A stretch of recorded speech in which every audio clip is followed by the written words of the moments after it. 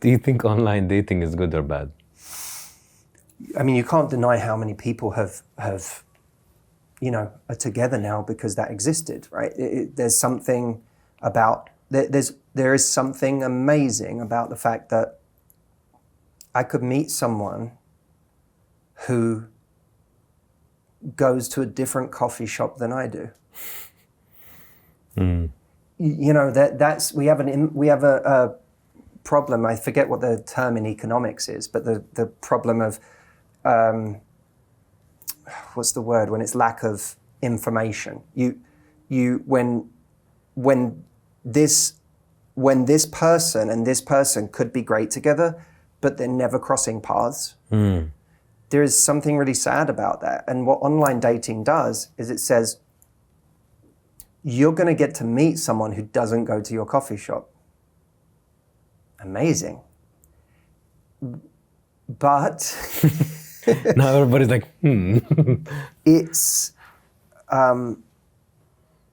it's also a big problem in the same way that, Instagram or TikTok or any of these things are a big problem for our ability to be present, to enjoy things, to focus on anything. Is you're in this, once you're on online dating, you are in the dopamine machine, and you're either getting addicted to it yourself, or you're not, but you're dealing with other people who are addicted to it. And it's very hard to be mindful. In order to know if someone's good for you, you have to be with them. You have to really sit and be present with them and get to know them. That's really hard when your phone's blowing up with 4 more matches that you check when you go to the bathroom on the date. Or you get home and you've got 3 texts from other people. And this is challenging because it's like if you're in your living room at home and someone put 5 screens on the wall and they played, 5 of the world's greatest movies, 1 on each screen, and you watch them all at the same time for the next 2 hours. They're all great movies, but at the end of that, say, which was your favorite movie? Which one did you really love? I don't know. I was watching all at the same time. So there's a danger today. It's not an easy problem to solve, but there's a danger today that we never get present enough with anybody to actually get connected enough to inspire us to keep going. Yeah, the social media world is a funny world because it's a very surface-based world. It's everything is surface. Your page, as a guest said, is only displaying your greatest hits.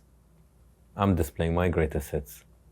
On your profile online, you're just mentioning the great things about you and what you do. It's all very surface. And it's not even your greatest hits. How come? It's what you think are your greatest hits. Like, I love this song. You think your great, yes, that is, you think your greatest hit is the car you drive? You think your greatest hit is the abs you've been working on for the last 6 months that you show in that shirtless pic? Those aren't your greatest hits. Whatever our ego says is the most impressive thing about me, that's what typically finds its way onto that page. But, your partner, the person who loves you, the person who one day really is deeply, deeply in love with you, you'll probably be surprised by what their favorite things about you are. It would be nice to know and ask. Then we should put those on our profile. We're not even when we think we're putting our greatest hits, we're not putting the things that people are really going to cherish about us. So it's a very, very 2-dimensional picture of us. Why do you think commitment has become such a big issue? Nobody wants to commit, or a lot of people don't want to commit. Is it too many candy at the candy store? And I think we do have a problem of that just the endless sea of people that we think are available. It's not.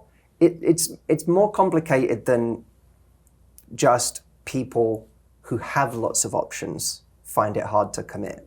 It's that even people who are struggling more still feel like there's, they go on a dating app and it still looks like a buffet, right? It still has this idea, this feeling of there's always someone who might be around the corner who's a bit better, who has a bit more of this or a bit less of that. And I mean, I think it would be remiss not to point out that there is the general standard that online pictures and profiles has set is bananas. Like, it's so unattainable, but it creates massive entitlement. So we go on a date wanting someone who looks like all these pictures of people we've seen. And then when an actual person shows up with imperfect complexion and, they don't look that way and everything doesn't have that soft filter on it. And we're like, I've seen what's out there. I've seen the standard that's out there. I feel like we're judging each other and ourselves by this crazy standard. And it does create a level of entitlement that has us like always looking over someone's shoulder. And it's tough. Real quick, before you go on with the interview, if there's a question right now that as you're watching this has come up for you and you really want it answered, I want you to go ask that question of Matthew AI. This is my clone that can literally answer your question using my brain, my content. It's at askmh.com. You can text it or you can call. If you call, you'll hear my voice speaking back to you. It's like having me as your one-on-one coach anytime you need. Askmh.com is the link. Go check it out, ask your question, and enjoy the rest of this interview. In your opinion, is there a right time to get married for both men and women in this modern age? Not our parents or grandparents' time. Look, I don't know that there is. I do think you have to be clear with yourself on what your goals are at some point. I mean, you don't have to be clear about it at 25, but I think at some point you need to be looking at what does a meaningful life look like to me? By the way, I don't have any agenda around people getting married or not. I think people can be together for the rest of their lives and not get married. Like from my point of view, it doesn't matter. I certainly have felt a shift with marriage, but that's a personal thing to me. Like I was not someone who grew up thinking I can't wait to get married. I was not someone who in my 20s was like, I'm definitely going to get married. I didn't think that. I didn't care about marriage. I was probably a little bit more contrarian where I was like, I don't care. I don't want someone telling me I have to sign up. Not even my partner. I was like, I don't want, the state involved in my relationship. Like I've got to sign a piece. I was like that. And I was surprised to learn that when I fell in love and had this amazing peaceful relationship and I saw this person as someone I wanted to build with for the rest of my life, I surprised myself with my thoughts. So I think I want to marry this person. And I was like, well, where did that come from? And when I did get married, I did feel a shift. I did feel like, I feel there's a different kind of energy that we're like really building together. It felt like a statement. But I say that as someone who has no deep beliefs about tradition and marriage, and I don't come from that place. Just that's my personal experience. So when someone chooses to do that, I think it's entirely up to them. But what I would say is, especially when people are looking at having kids, if your belief is you want to have that within a marriage, not everyone's is, but if that's your view, if that's your belief, then suddenly it does matter when you get married. Because there is a very real biological timeline, especially, I mean, for men and women, but for women especially. You know, men still can have their challenges, and they do, much more than people talk about. But you know, for women, we know those challenges are different. We know that there is a real biological component to, I have a window that is earlier than a man's, in which if I pass that window, I don't get to do that myself biologically. And if that's the case, then it does matter when you get married, if you believe that you want kids in a marriage. And you have to, this is where you have to start to get, what's the word? You have to start taking those goals seriously in your decisions. If you're having a fun time with someone, but that person's 9 years younger than you, and they're in a completely different stage of life, and they're not looking for any of that anytime soon, and you're 32, and you're looking at your timeline and going, well, I don't have all the time in the world. That might be a very good reason to say no to that relationship, even though it's fun, even though it feels good, even though you really like this person. That might be a reason to say no. But you can't say no if you haven't been honest with yourself about what it is you really want. And there's a lot of people in their love lives who have not been honest with themselves about what they really want, because it scares them. Because if I was really honest with myself about what I want, then I'd have to make some harder decisions now. So I'm going to your books. You have 2 total?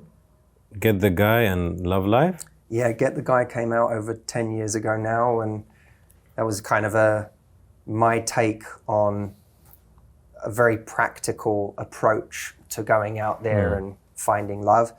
And then I wrote Love Life, which just came out this year. Okay. And that's a deeper book about what gets in the way of us finding love, and what happens to us on the journey to finding love that can make life hard. Okay, I have questions from both, so let's see. What's the biggest mistake people make when they're looking for love? This is from in regards to your first book, because I know you talked about it. Oh man. Whether I give the same answer, I don't know.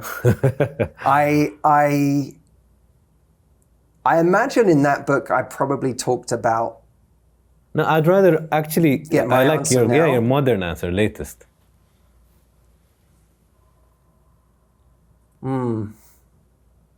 What's the biggest mistake people make?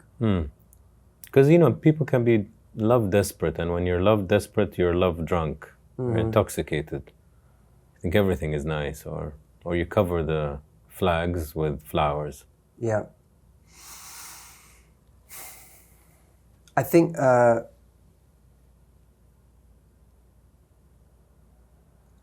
people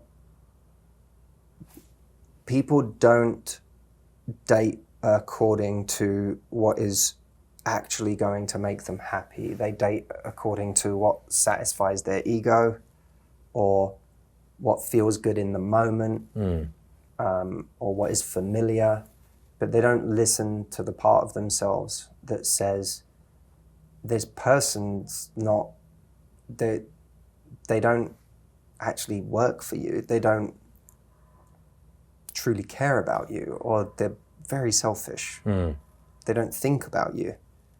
They aren't a great teammate to you. They're not really investing in you. This person, or in some cases, work with people every day who are like, they say that they really like me, but I only hear from them once a week. And yet there's still pining after this person. But this person makes them miserable. What I say is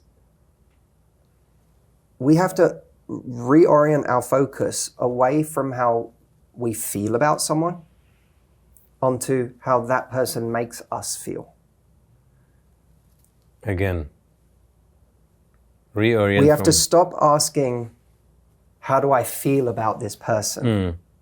And start asking, how does this person make me feel?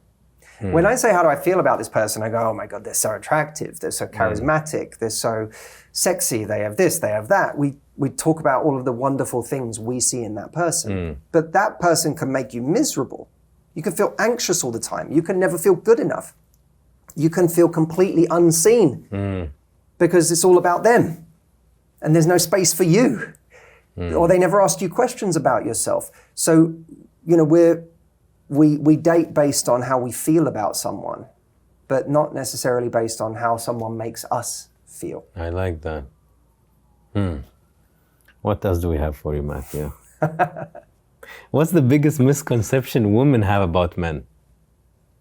That they're not sensitive. Nice. That's true. That they don't feel things the same way that women do, you know. There's actually a bit of a misconception among a lot of women that I've heard and witnessed, where if a woman does to a man what she doesn't like when it's done to her, it doesn't hurt his feelings the way it hurts her when it happens to her.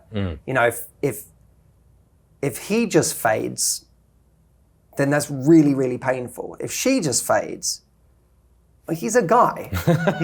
he's fine. Like men are incredibly sensitive, and I think a lot of women never see that side of men, so they don't. Don't forget, Matthew. Men, like, there was this whole research on how parents treated daughters differently than sons. So your daughter falls and scratches her and you're like, oh baby, are you okay?